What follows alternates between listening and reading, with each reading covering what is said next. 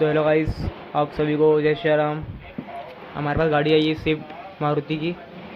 उसके सस्पेंशन हमने सारा काम कर दिया, सब कुछ चेंज कर दिया। उसके बाद भी गाड़ी के अंदर आवाज़ आ रही थी सस्पेंशन के अंदर से, तो हमने इस चीज़ के ऊपर ध्यान दिया। ये देखिए आप, इस पर ब्रेक पैड आते हैं।